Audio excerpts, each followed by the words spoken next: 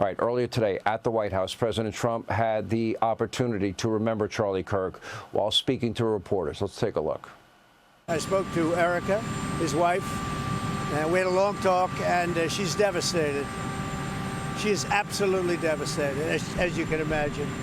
I've never seen a person that was a little bit older get along so well with you. He got along with young people. I've never seen anything like it, and he really helped me a lot. I did very well, as you know, with young people, and he was a big factor. Mr. President, are you going to go to Charlie Kirk's funeral, sir? I will be. You will. Do you know when that will be? I believe it's in Arizona, and they've asked me to go, and I think I have an obligation to do. Do you know when that will be? I'm hearing I hear next weekend. Whenever it is, I'll be going. All right, joining us now is Donald Trump Jr. is with us. First of all, Don, thanks for being here. Our deepest sympathies. I know how close you were to Charlie, how much he loved you, your entire family, especially your father. You know, I'm for a lot of people, we're having a very hard time comprehending or making sense of this because it doesn't make sense. Your reaction to all of it? I know he was a dear friend of yours. No, it doesn't make any sense, Sean. I mean, Charlie was such a great guy, kind, articulate, one of the sweetest people I know. You know, he gave so many of those who disagreed with him. He actually gave them his platform to debate. He wanted to have that conversation. He understood without that conversation that violence would ensue, and so he did everything to prevent that. And because he did so, and he did so articulately and so effectively, they killed him. His threat wasn't that he was a threat or malicious or anything. It was that he was very effective, and they had to make sure that that didn't continue. They tried doing the same thing with my father. I've now had to have, you know, a conversation about a loved one, you know, almost being assassinated or actually being assassinated now 3 times with my 5 young children. And it's just not acceptable, Sean. It has to stop. It's absolutely disgusting. When you think of the things that Charlie spoke about, he spoke about God, he spoke about American values, he spoke about family. You know, it was very controversial, Sean, very controversial that he said, you know, men can't be women. He was about as reasonable as it possibly gets. And it didn't matter. They still killed him. So it's been a rough day. It has been a rough time. It's been rough for everybody. And, you know, what he was doing was actually magical. It was brilliant in so many different ways. He'd go into a hostile environment, university campus, you know, knowing there's a lot of left-wing indoctrination often going on, invite in everybody, all political points of view, prove me wrong. Let's have a discussion. And he'd do it with a smile on his face, and he was always a good cheer. I never saw the guy unhappy. He was always, you know, upbeat, always open, didn't care about people disagreeing, wanted to have that dialogue, that debate. I would think a university should be a bastion of free speech and discussion and debate like that. 100%. I mean, he did that so well, and I think that's why he was able to shift and move the needle so much for the youth of America, who for decades were indoctrinated since kindergarten with leftist ideology. So he went to those places. He understood we couldn't just scream in our echo chambers to people who already agreed with us. We actually had to get out there. And you're not going to win over everyone, Sean, but I think if you look at what he did on college campuses, and God knows I was with him many times at those places, and there were times I questioned it, certainly early on, be like, wait a second, we're conservatives. We're not supposed to do it at a college campus. And we did it. And you realize when he made those arguments and he did it in his calm demeanor, he was able to win over, maybe not the radicals that were there to scream at him, but the people who went in there with an open mind, the people who went in there wanting to find out more. Those people heard those arguments, and they realized very quickly that the ideas of the left weren't just bad ideas. They were absolutely ridiculous. And so, I truly credit Charlie with, changing the minds and the mindset of so many millions of Americans, not just youth. I think he probably reached out across the aisle to many people, even if his targeted demographic was the younger generation that so many Republicans avoided for so long. He did that so well. It was funny. I was thinking about it earlier. I think I think I was the reason he was on your show the first time ever back in 16. I think I was supposed to do your show, and I was at a speaking thing. Something was late, so I was going to be on stage. And I call you, like, hey, Sean, I got a great one for you. I'm sending over Charlie Kirk. And you're like, who's Charlie Kirk? I go, trust me, it'll be great. And you're like, tell me. I'm like, well, he's 21. He's like, Don, I can't put a 21-year-old on in primetime. What, I just Sean, I'm not going to be there. Congratulations. Right. I have a great for you. That's twice in my life I've had to say you were right. That's not. That's an inside joke. Yeah. There's a more serious issue at hand here, and that is what has gone on the last 10 years since your father and Melania came down the escalator at Trump Tower. The names that you and your family and your father have been called, the weaponization of our justice system. You know, I was brought this up with Eric last night. Nobody seemed to care that a judge got away with a phony valuation of Mar-a-Lago. Nobody seemed to care that a misdemeanor whose statute of limitations had run out about a legal NDA was turned into a novel 34 felony count. Nobody cared about the double standard rating Mar-a-Lago, but not rating Hillary Clinton's home or Joe Biden. He had 4 locations, top secret classified information.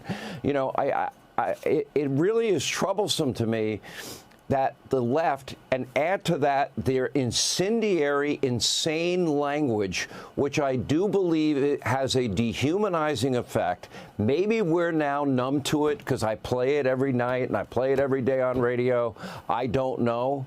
But we have to examine, they have to be held accountable for this never-ending rage. And it is rage, it is madness. Trump derangement syndrome is real. And Sean, the violence only goes one way. Okay, it only goes one way.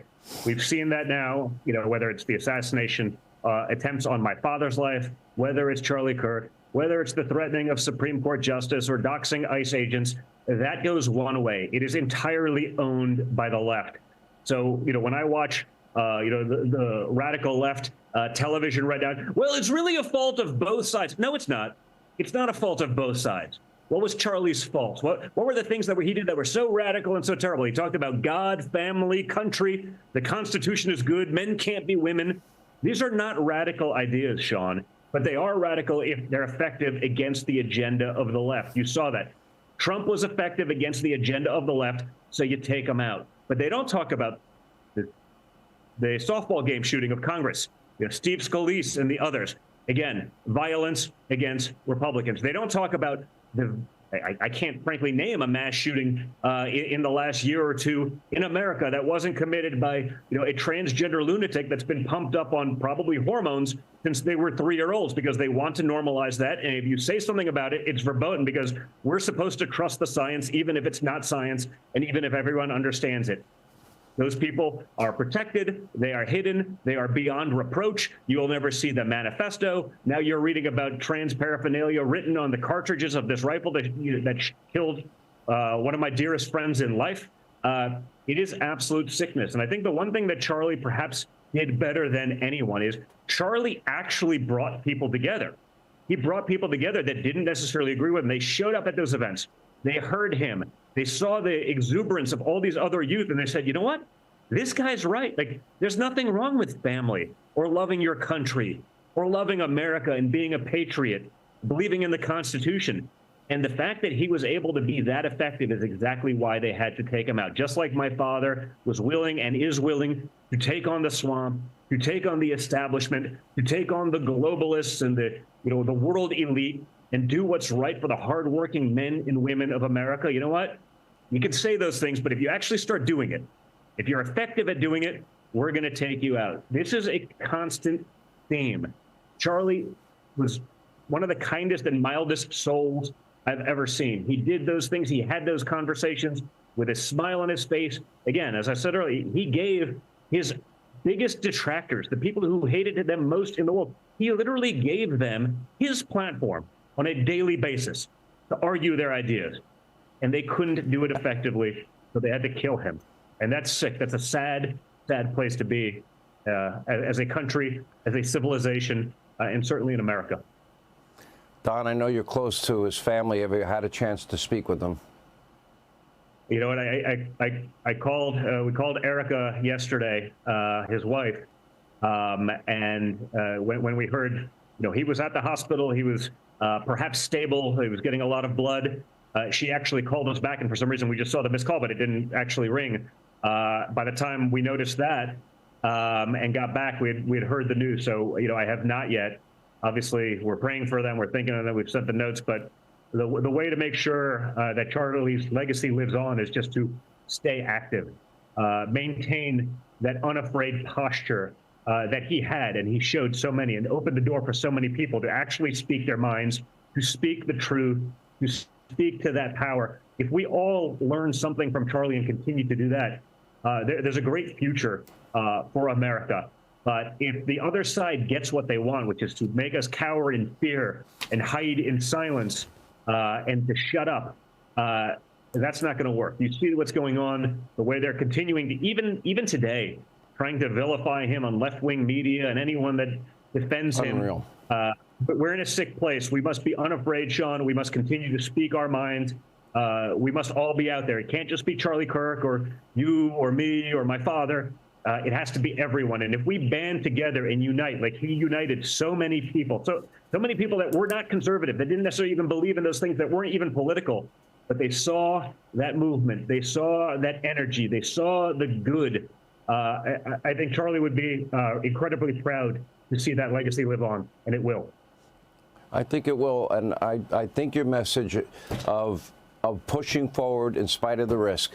You've had white powder sent to you. I've had white powder sent to me. You've had threats against you and your family. You've watched your dad have two would-be assassins coming within 1 millimeter of losing his life. We now, after yesterday, we know what difference 1 millimeter can make. But there's nobody that I know that believes in the MAGA movement, your father, what's right for the country, that loves our Constitution, that's going to back down. And but is this now just the new reality we have to accept? I have about 30 seconds. Unfortunately, I think it is, Sean. They've shown that if we try to just be nice and placate them, we actually have to stand up for ourselves. If we don't, they're more than happy to take us out. That doesn't mean violence. We can do that with words. We can do that with actions. We can do that with voting. We can do that with getting involved. But we must get involved. Apathy is what's going to destroy us. If they shame us into a corner and they fear us into silence, that's when they win. And if they win, that's a truly, truly dark and scary place for America. We can't allow that to happen, and Charlie would have never allowed us to do that. Yeah, Don, I truly am sorry. As a friend, longtime friend, I know how close you were to him. I know how much he admired and looked up to you, and your entire family and your dad. And I know this is a tough day. Thanks for being with us and sharing your thoughts about it. We appreciate it.